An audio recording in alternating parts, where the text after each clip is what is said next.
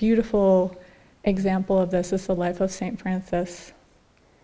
When he was first awakening and starting to draw away from his life, his former life of luxury, and he was starting to spend more time meditating, going to the caves near Assisi, and he was riding on his horse one day, and in the distance he saw a leper, and at that time leprosy was just terrifying, horrifying to people. Everybody was afraid of it, and even to Francis, he saw this leper in the distance, and he was like, okay, I gotta get out of here. So, he kicks his horse, and suddenly the horse starts going towards the leper, So his mind is saying one thing, I'm afraid, I need to get out of here, but his heart is drawing him forward, and his body, right, is drawing him forward towards this leper.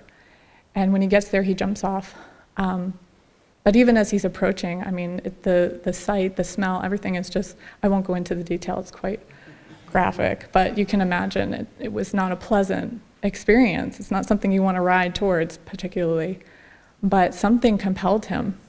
And as he gets there, he jumps off the horse and he offers this person all the money that he had.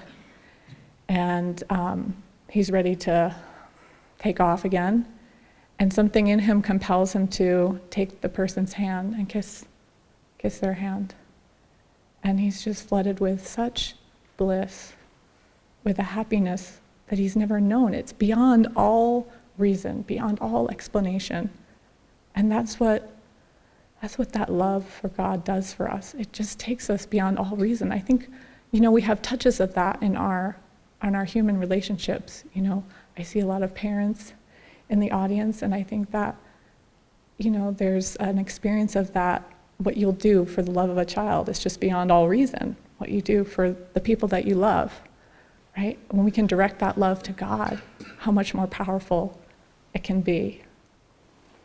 So that example of St. Francis just shows us how when we're willing to serve others, when we follow our heart, right, it just draws us forward on the path. We don't run away, right? We get closer to God.